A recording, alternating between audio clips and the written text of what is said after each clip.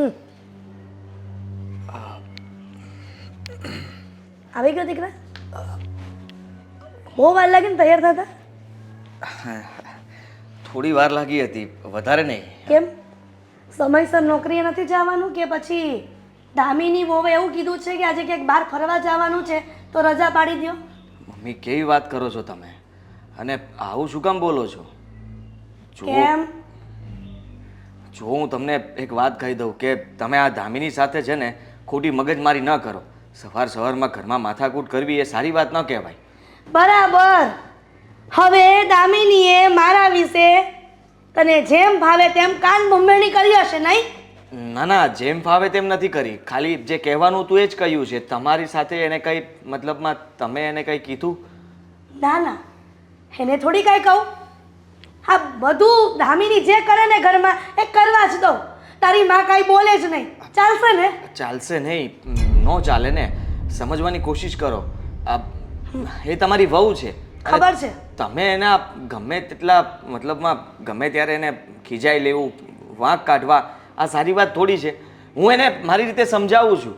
હું એવું નથી કહેતો કે દામિનીનો પક્ષ લેવા માગું છું. હું તમને પણ કહું છું કે તમે સાચા હશો, ના નથી પાડતો, પણ કહેવાની રીત અલગ હોય.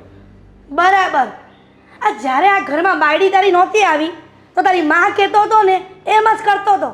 હવે આ લગ્ન થઈ ગયા અને બાયડીનું જે ભૂત સવાર થઈ ગયું છે તારા પર, મને એવું લાગે છે બાયડી ખેલો થઈ ગયો છે તું. જુઓ, હું એવું કંઈ નથી કહેતો.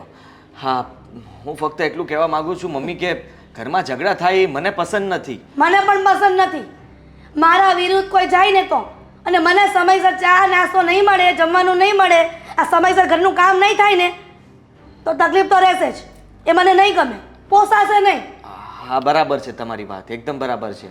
હું દામિનીને કહી દઈશ કે મમ્મીને બધું સમયસર જોશે અને સમયસર નહીં મળે તો પછી ઘરમાં ઝઘડાઓ થશે. હવે તું જ વિચાર કરી લેજે, ઘરમાં ઝઘડાઓ કરવા છે કે બધું સમયસર કામ પતાવવું છે? નહીં થાય. આ ગમે એટલું સમજાવશું ને એ પણ તારી બાયડીને કાંઈ ફરક નહીં પડે. આ ભેંસ આગળ ભાગવત કરવા જેવું છે તારી બાયડી પાછળ. બની શકે કે એ નથી સમજતી, પણ સમજવાની કોશિશ કરી રહી છે. નહીં કોશિશ કરે, કહ્યું ને. પણ તને તો તારી બાયડી પર એટલો બધો પ્રેમ છે, એટલો બધો પ્રેમ છે ને કે માનો પ્રેમ તો ભૂલાઈ જ ગયો છે. મમ્મી એવું નથી, હું તમને દુઃખ પહોંચાડવા નથી માંગતો કે તમને કંઈ ખોટું લાગે એવું પણ નથી કરવા માંગતો. સમજવાની કોશિશ કરો મમ્મી કે હું જે કંઈ પણ કહી રહ્યો છું એ તો આપણા માટે જ કહી રહ્યો છું ને. હા, બરાબર છે, આપણા માટે કહી રહ્યો છે.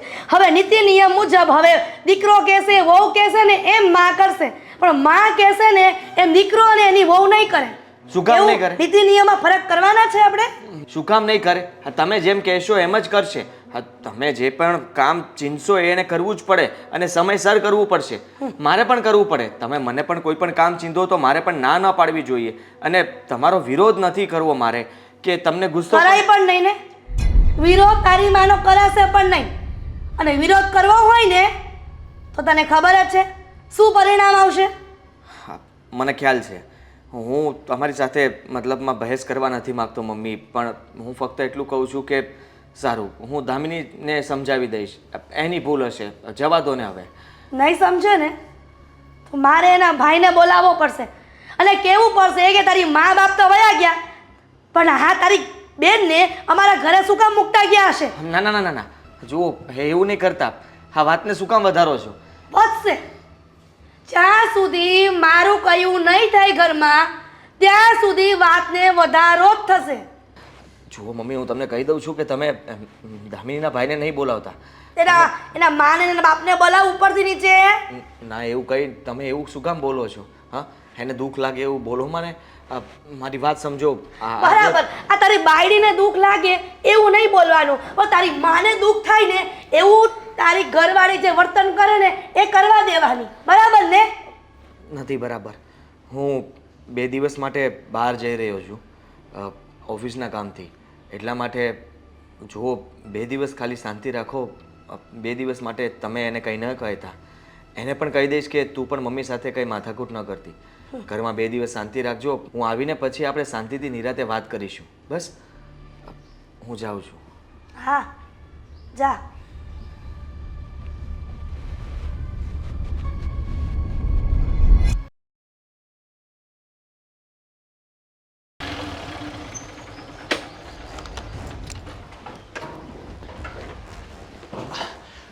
જય શ્રી કૃષ્ણ આંટી.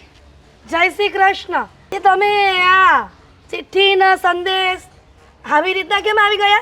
કઈ કામ હતું? ના ના, કામ તો શું હોય, હું તો આમથી નીકળતો હતો તો થયું કે બેનને મળતો જાઉં.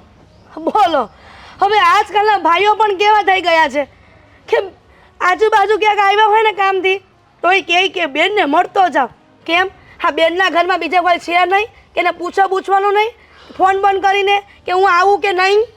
બેનના ઘરે આવવા માટે આંટી પૂછવાનું શું હોય? અને તમે જ તો કહેતા હતા કે તું મારા દીકરાની જેમ જ છે ને દીકરા આવતો રહે છે. નાની પહેલાં જ્યારે આવતો ત્યારે તમે જ કહેતા, એટલે મને એમ કે આવી જઈએ. કહેવાનું હોય, એ અમલમાં મૂકવાનું ન હોય ને. આ તારી બેને તે શું શીખવાડીને મોકલી હતી? હા, એકેય વસ્તુ ઘરમાં કરતી નથી. મારા વિરુદ્ધમાં બધી વસ્તુ થાય છે ઘરમાં. એટલે તમે જરાક ચોખવટથી વાત કરો કે શું થયું છે. તમારે ને દામિની વચ્ચે કંઈ પ્રોબ્લેમ થયો છે તો મને વાત કરો, તો હું દામિની સાથે વાત કરીએ ને આપણે કંઈક સોર્ટ કરીએ. હા, તારાથી નહીં થાય. તારા મા બાપને મને એમ લાગે છે કે કોણ જાણે હું ભૂસું ભેરવું હશે ને તમારા બધામાં કે ખબર નથી પડતી. તારી મા ને તારા બાપ મરી ગયા એ પહેલાં આને કંઈ શીખવાડ્યું નહોતું? હા આંટી, હવે તમે છે ને મારા મમ્મી પપ્પાનું અપમાન કરી રહ્યા છો. હોય ને એમાં કેમ માણા? કેમ? તારી બેનને સાસરે વડાવી એ તારે એ પહેલાં તે સંસ્કાર નહોતા આપ્યા કે સાસરે કેમ રહેવાનું? અમે તો સંસ્કાર આપ્યા જ છે, પણ મને લાગે છે કે તમારા સંસ્કાર થોડાક વીક પડ્યા. ખબરદાર. કેમ? વડીલોની સામે આ સંસ્કારની આંગળી ચિંતા શરમ નથી આવતી? આ જ વાંધો છે બંને ભાઈ બહેનમાં. કાંઈ કીધું નથી કે સામે બોલ્યા નથી. હા, તો મારા ગુજરી ગયેલા મમ્મી પપ્પા વિશે બોલતા તમને શરમ ન આવી? શેની શરમ આવે?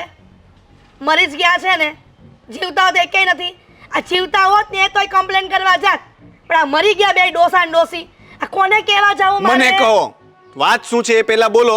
ગોળ ગોળ વાતો ના કરો ને મારા મમ્મી પપ્પા વિશે બોલવામાં જરાક ધ્યાન રાખજો. લિમિટ મારો આંટી, તો મજા આવશે.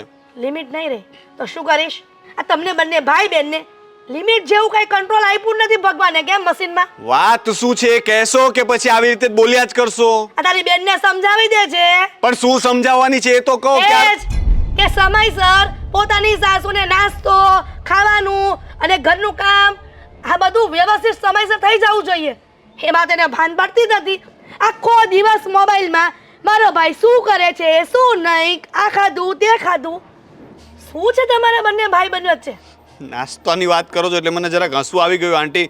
તમને જોઈને લાગતું નથી કે તમને સમયસર ખાવાનું નહીં મળતું હોય. મને એવું લાગે છે કે વધારે પડતું જ મળે છે. તમને મારી બેનના વાંક કાઢવાની છે ને મજા આવતી હોય ને એવું લાગે છે. રોનક, બસ થઈ ગયું. આ બધી મજાકની વાત નથી, સિરિયસ કહું છું. જો તને એવું લાગતું હોય ને કે હું એને હેરાન કરું છું તો કરું છું. શું કરી લઈશ? અને જો તારી બેન હજી પણ નહીં માને ને તો એક રૂમમાં પૂરીને એવી સર્વિસ થશે ને હું મારા આદિને કહી દઈશ. પછી તું એમ ન કહેતો કે તમે શું કામ આવું કર્યું. કેમ કે તારી બેન જો મારી વિરુદ્ધ જશે ને એ મને નહીં ચાલે. ઘરના જે નીતિ નિયમ છે ને એ પ્રમાણે આ ઘરમાં રહેવું પડશે. કયા નીતિ નિયમ? આવા કેવા નીતિ નિયમ છે જેમાં તમે વહુ પર હાથ ઉપાડવાની વાત કરો છો, દીકરાને ભડકાવવાની વાત કરો છો, વહુના ગુજરી ગયેલા મા બાપ વિશે જેમ તેમ બોલો છો? આ તમારા કયા સંસ્કાર ને કયા નીતિ નિયમો છે? પહેલા જો મને ખબર હોત ને તો આવા ઘરમાં હું મારી બેનને ક્યારેય ન આપત. તો કોણે કીધું હતું? અમે આમંત્રણ તો નહોતું આપ્યું કે તારી બેનને અમારા ઘરે મારા દીકરા સાથે પરણાવ. તમે જાન લઈને તો આવ્યા જ હતા ને. આમંત્રણ નહોતું આપ્યોની વાત કરો છો. જોવા પણ તમે આવ્યા હતા જાન લઈને. ખબર નહોતી કે મા બાપ વગરની છોકરી સંસ્કારી નહીં પણ એકદમ હરામી હશે. ખબર તો મને પણ નહોતી કે એના સાસરીવાળા આટલા હરામી છે. બાકી મારી બેન કે મારે વધી નથી પડતી, ભારે નથી પડતી મારા પર. બોલો, એકનો એક ભાઈ, નથી માં કે નથી નો બાપ, તોય તે પાવર તો જો કરે. ઈ પાવર તો હજી જોયો જ નથી. બરાબર છે? હજી મારો પાવર બતાવીશ ને તો તમારો પાવર ક્યાંય ઉતરી જશે. પણ તમે વડીલ છો ને એટલે મર્યાદામાં છું. કારણ કે શું કરી લઈશ? કરી તો હું ઘણું બધું શકું પણ તમારી જેવા સંસ્કાર મારામાં નથી. હા, એટલે છે ને અત્યારે હું એક જ કામ કરીશ. હું મારી બેનને અત્યારે જ અહીંથી લઈને જાઉં છું અને એને પાછી લેવા પણ આવવાની જરૂર નથી. મારી બેન જરાય પણ મારી પર ભારે નહીં પડે. એ મારા પર બોજ નથી. મેં એને અહીંયા દુખી કરવા માટે નથી આપી. દામિની, બહુ સરસ કામ કર્યું દામિની, કે સામેથી કહ્યું. નહીં તો હું જ કહેવાની હતી કે તારી બેનનું એટલું બધું લાગતું હોય ને તો લઈ જા તારી ઘરે. મારા દીકરાને તારા બેન કરતાં સારી મળી રહેશે. આવી ગયો.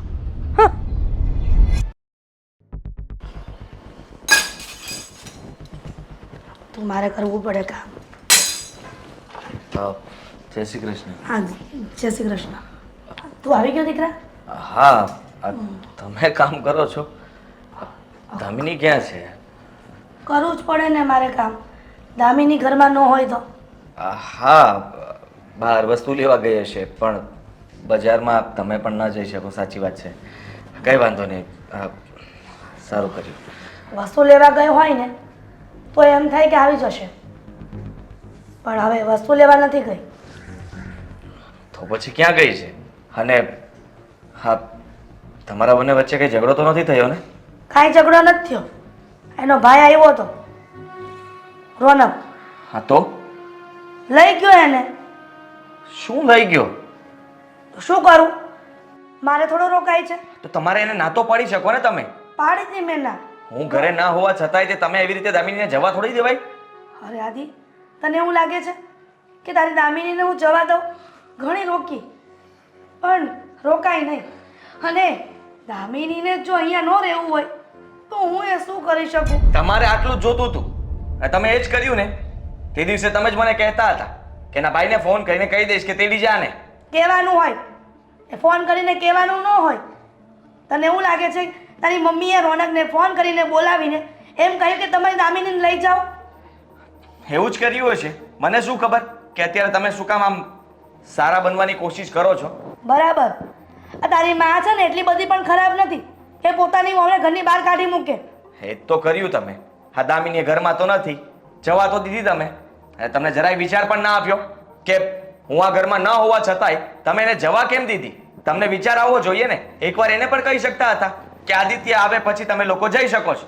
કહ્યું તો ખરા, પણ તારો સાળો માને એવું છે કોઈની વાત? કેટલો સમજાવ્યો પણ ન માન્યો. હા બધું તમારા લીધે જ થયું છે. તમારા સમજાવવાથી ન સમજે ને. તમે પહેલા ભૂલ કરી.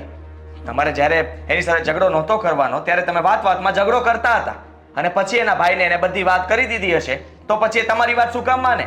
ઘરમાં તમે એને તકલીફ આપતા હોય તો સીધી વાત છે. એનો ભાઈ તો એની વાત જ સાચી માનવાનો છે ને. પતી ગયું તારું ભાષણ. આ તારી માની સામે જે ભાષણ આપે છે ને એ બંધ કરીને બાયડીને ભાષણ આપ તો કઈ સમજે. એને શું સમજાવવાની? એ તો જતી રહીને આ ઘર છોડીને. તમારાથી કંટાળી ગઈ હશે, થાકી ગઈ હશે. જો તમે એકવાર સમજી ગયા હોત, તમે પ્રેમ આપ્યો હોત, સાસુ કરતા મમ્મી બનીને રહ્યા હોત તો પછી આવું થાત જ નહીં ને. પણ એવું તો તમે કર્યું નહીં. તમે જ મારું સારું નહોતા ઈચ્છતા એટલા માટે અમે બંને અલગ થયા. વાહ, હવે માકડને પણ મોઢું આવી ગયું. પહેલા તો તું આટલો બધો સામું નહોતો બોલતો. હા જોયું ને, બાયડી આવ્યા પછી પ્રતાપ કેવો થઈ ગયો નવો. હા દર વખતે બાયડી આવ્યા પછી હું આમ કરું છું તેમ કરું છું. અત્યાર સુધી કઈ નહોતો કરતો પણ આજે બોલી રહ્યો છું અને સાચું બોલી રહ્યો છું એટલે તકલીફ પડશે તમને. બરાબર. તું હવે સાચું જ બોલ. આ ખોટું બોલવાનું બંધ કરી દે. બોલ ને સાચું કે તારી માં જ ખરાબ છે. હા તમે જ ખરાબ છો. તમારા સ્વભાવના કારણે દામિની આ ઘર છોડીને ગઈ છે. તો શું કરી લઈશ તું? કહ્યું ને કે તારી દામિનીને સમજાવી હતી પણ ન રોકાઈ, એમાં હું શું કરું? તો હું પણ જતો રહું બસ. તું ક્યાં જઈશ? ગમે ત્યાં. એની પાસે જાઓ, કદાચ માની જશે તો અહીંયા પાછા આવશું અને નહીં માને તો મારે કઈ રસ્તો કરવો પડશે ને. સરસ કહેવાય દીકરા. તારા વિચારોને સલામ આપવા પડે. બાયડી માટે પોતાની માને તરછોડવા તૈયાર થઈ ગયો પણ પોતાની મા માટે બાયડીને છોડવા તૈયાર નથી. તમને તરછોડવા નથી માંગતો, તમને દુઃખ આપવા પણ નથી માંગતો, પણ જે થયું છે એને સુધારવું તો પડશે જ ને. આપણા ઘરમાંથી દામિની જતી રહે એ સારી વાત ન કહેવાય. એના ભાઈના ઘરે રહે એ તકલીફવાળી વાત કહેવાય. અને એને પણ ખોટું લાગ્યું હશે, દુઃખ લાગ્યું હશે તો એ લોકોને મનાવવા પડશે ને. શું કામ મનાવવાના? દીકરાવાળા ક્યારેય દીકરીવાળાના સામે નમે નહીં, સમજ્યો ને? એ દીકરીવાળા છે અને મા બાપ તો છે નહીં તો આટલો બધો પાવર શેનો છે ભાઈ બહેનને? એ સમય જતો રહ્યો જ્યારે છે ને આ દીકરાવાળાનું બધું ચાલતું હતું. અત્યારે દીકરીવાળાનો જમાનો છે. એ કહે એટલું જ થાય છે. એ બધું તું માને છે, હું નહીં. હા તમે નથી માનતા એ તો વાંધો છે. હા તમને ખબર નથી કે એ લોકો કાયદેસરની કાર્યવાહી કરે તો તમે ને હું જ વાંકમાં આવશું. નહીં આવીએ. અને આખી જિંદગી એને આપણે મતલબમાં ખાધા ખોરાકીના પૈસા પણ આપવા પડશે. એ પણ નહીં મળે. શું કામ નહીં મળે? કેમ કે એના કરતાં સારી દુનિયામાં છોકરીઓ પડી છે. એ જતી રહેશે ને તો એના કરતાં સારી છોકરી સાથે લગ્ન કરાવી દઈશ તારા. ડિવોર્સ લેતા પહેલા પણ એ સહી નહીં કરે ને. હા સહી જોશે ને એની. એ ડિવોર્સ આપશે તો બીજા લગ્ન તમે કરાવશો અને મારે કોઈ બીજા લગ્ન કરવા નથી. બીજા લગ્ન કરીને પણ જો આજ કરવાનું હોય તો પછી આ પહેલા લગ્નમાં વાંધો શું છે? અને તમે હવે રહેવા દો. જે થઈ ગયું છે એને હવે તમે સુધારી નહીં શકો. તમે તમારું કામ કરો. મને ખબર નહોતી કે હું અહીંયા ઘરે આવીશ ને આવું બધું થઈ ગયું હશે. હું ના સુધારી શકી. હવે તું સુધારી લેજે. જોઉં છું કેમ સુધરે છે તમારા સંબંધો.